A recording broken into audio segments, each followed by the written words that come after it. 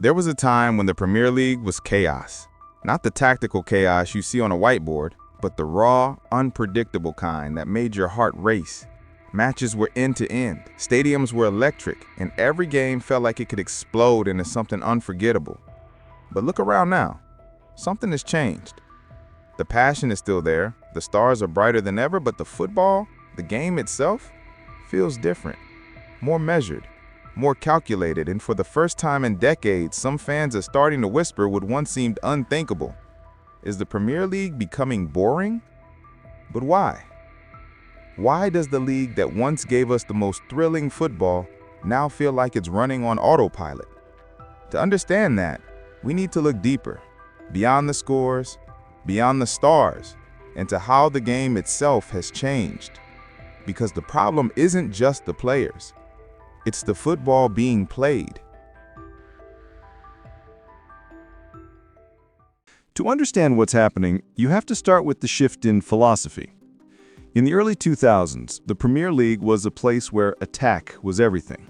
Arsenal's Invincibles, Sir Alex United, early Mourinho Chelsea, every team had its own identity, its own chaos. Fast forward to today, and most teams play with one mindset: don't lose first. From Arsenal to Wolves, every manager drills structure, organization, and shape. Everyone presses, everyone defends in a block, and everyone plays the percentages. Back then, football was about expression. Now, it's about control. You can see it in the numbers, too. The 2024-25 Premier League season saw the fewest goals per game in almost a decade. Matches that used to finish 3-2 now end 1-0 or 1-1. Shots per game have dropped, and even elite teams are relying on narrow margins and defensive perfection.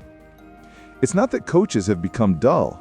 It's that football has become so advanced, so studied, that risk no longer feels worth taking. Every misplaced pass becomes a counterattack. Every failed dribble turns into a data point. And when everyone is that scared of losing, the game slowly loses its joy. Pressing was once the revolution that brought football back to life. Jurgen Klopp, Pep Guardiola, Thomas Tuchel, they turned pressing into art. Win the ball high, strike fast, play brave. But like every revolution, it lost its edge once everyone copied it. Today, every Premier League side presses. From Arsenal to Wolves, from Manchester United to Bournemouth, everyone defends from the front. In 2023-24, teams averaged 12.8 pressed sequences per 90 minutes. A year later, that number dropped to 11.7. Why? Because everyone is pressing everyone else. The system has become a mirror match, two teams trying to cancel each other out. Even attacking third recoveries dropped from 5.0 per 90 minutes to 4.36. The chaos that pressing used to create, those high turnovers and quick goals, is slowly vanishing. Midfields have become transition zones rather than creative hubs. Teams are bypassing the middle third entirely. In 2024-25, the average passes per game fell from 941 to 893, meaning less control, fewer combinations, fewer moments of imagination. And when you can't play through the press, you go over it. Long balls, long throws, second balls. It's survival football, wrapped in modern tactics. Even the top teams have adjusted. You don't see Arsenal or Liverpool throwing men forward recklessly anymore. Under Arne Slot, Liverpool's football is calmer, more positional. It's efficient, but it's no longer wild. The Premier League has become faster, smarter, and tactically advanced, but also sterile. The chaos that made fans fall in love with English football, those unpredictable moments, are disappearing. Football has become a game of perfect control, and control, ironically, has made it feel lifeless. When open play stops working, you look for alternatives, and that's where the modern Premier League finds itself, turning to set pieces as its main source of goals. Corners, free kicks, long throws, the dead ball situations have become the beating heart of modern tactics. In 2024-25, around 23% of all goals came from set pieces. That's nearly 1 in every 4 goals scored. In total, 187 goals came from set plays, with almost 59% of those from corners. By 2025-26, that number had risen again, crossing 25% of all goals. Clubs have even built special departments for it. Everton scored nearly 40% of their goals from set pieces. Crystal Palace over 36%. Top clubs like Arsenal and Aston Villa consistently rank among the best for set-piece expected goals. It's effective, no doubt, but it also shows how hard it has become to break teams down through open play. Modern footballers no longer just rely on instinct, they rely on routines. Corners are rehearsed in training, like theater scripts. Free kicks are choreographed. Every run, every flick, every decoy is planned. But something gets lost in the process. The thrill of unpredictability, the artistry of improvisation, the moment of genius. When nearly a quarter of your league's goals come from rehearsed routines, you start to wonder, are we still watching football or a series of set-piece drills?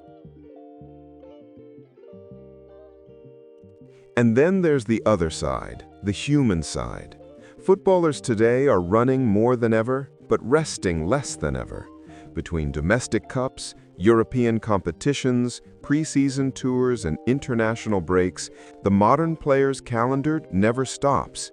The result is exhaustion, and it's showing. In the 2024-25 season, the Premier League averaged 4 hamstring injuries every game week. By game week 29, over 118 players were sidelined with 1. Arsenal alone recorded 36 injuries across their squad, about 1.4 per player. Tired players don't take risks. They play safer passes, avoid duels, and protect themselves. The natural intensity of football turns into self-preservation. Add VAR into the mix, and the rhythm of the game disappears entirely. VAR has made football more accurate. Referees now get 94 to 97% of decisions right, but accuracy has come at a cost. Every check, every delay, every freeze frame slows the game down. Goals are celebrated in silence, fans wait for confirmation, and players hesitate before showing emotion. The spontaneity, the thing that made football feel alive, is now paused for review. And once you combine the fatigue, the stop-start tempo, and the constant control, you begin to see why Premier League games feel slower, safer, predictable. The heart of the game still beats, but the rhythm is stuttering.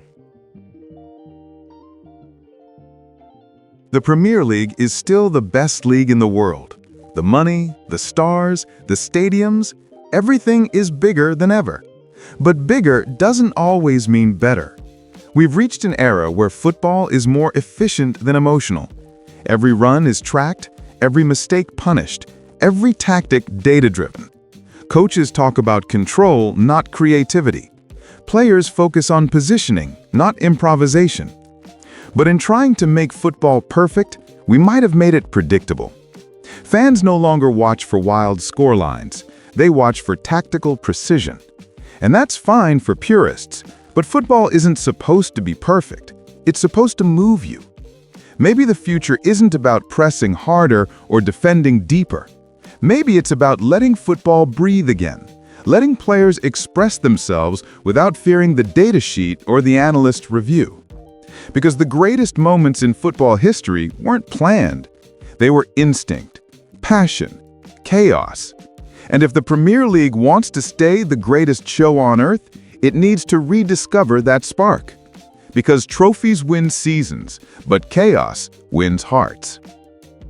Thanks for watching till the end. If you made it this far, you're one of the few who really get it.